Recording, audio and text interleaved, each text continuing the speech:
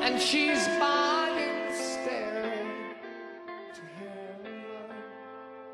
But first, hear this.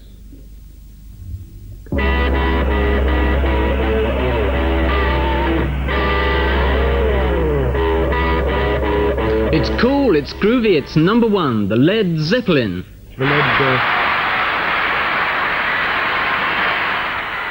The Led, what? The Led Zeppelin, but I'm afraid that you and other dads like you, Bob, may never have heard of them. But this British group has made musical history today. Readers of the Melody Maker have voted them the top world group. The significance is that the Beatles have held this title for 8 years, but now the Beatles are out. 8 years ago, the Beatles were 4 clean-cut and clean-shaven young men who had a happy knack for songwriting. The tunes they wrote and sang were evergreens, as hummable and as immortal as I'm Dreaming of a White Christmas and Autumn Leaves.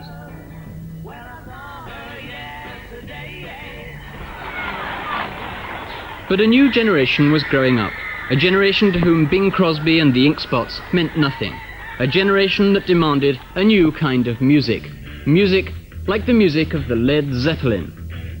I think that the last year has seen a bit of a revolution in popular music and the death of the personality cult. Led Zeppelin have taken over where the Beatles left off because people are now interested in young musicians rather than in, say, what Paul McCartney had for breakfast.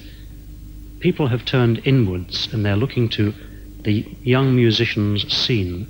Led Zeppelin are good musicians, and people are voting for them rather than for an image as they used to years ago.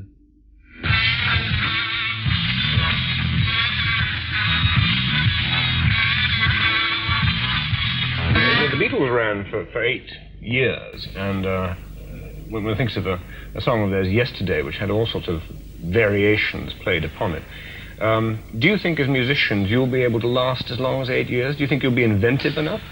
You know, the old thing about being able to whistle the tune, being able to hum the tune as you go away, I don't think I could hum any of your stuff. No, but I think it's changing. That's the main thing, you see. I think that's why the awards have changed, because the kids are changing for a start. And so is the music changing. And I think, well, there's already a single out of Whole Lot of Love, an orchestra playing it, which is quite interesting, really. The flute plays what the lead vocal would do. So you're saying that your fans don't necessarily want to whistle the tunes, to hum the tune, but they're much more sophisticated than, you know, my generation. I think so. Not in that sense. I think these days that let's say the public, you know, let's not just say the kids, because we've had sort of all sorts of people at concerts, you know.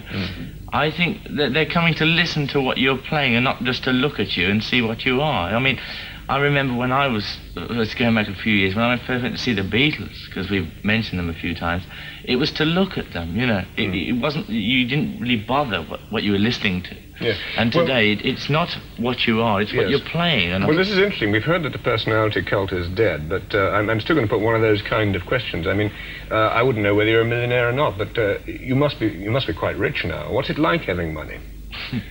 Well, John's laughing because I think I must spend a good £5 a week, and I think goat and chicken food. This is keeping your goats, yes, right, yeah. In Kidderminster. Yeah. But having paid for the goat bill, you've got a little bit left over, have you?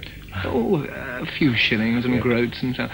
No, I think it all boils down to, well, it keeps boiling down. But I mean, in our position, we've spent years and years on the road, sort of playing in little church halls and being beaten up and bricks thrown through the van windows and everything. And to have money at last is just another figure in my mind of mass acceptance, which is what we all work for.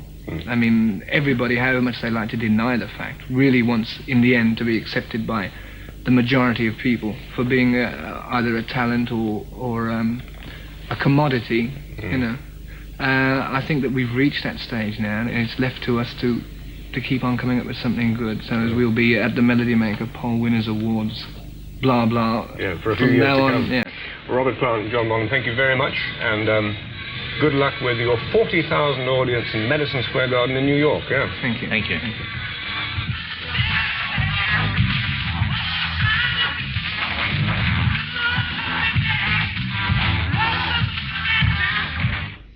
Led Zeppelin voted by the fans the world's number one group, and first time actually on British television. Now, a matter of cause for concern for Southeast anglers. Thank you very much. I'd like to introduce Led Zeppelin to you.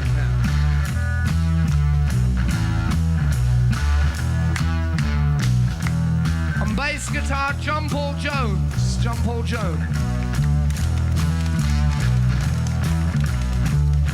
On drums, John Bonham.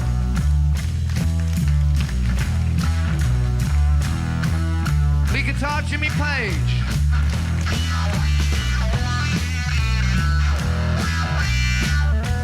And myself, Robert Plant.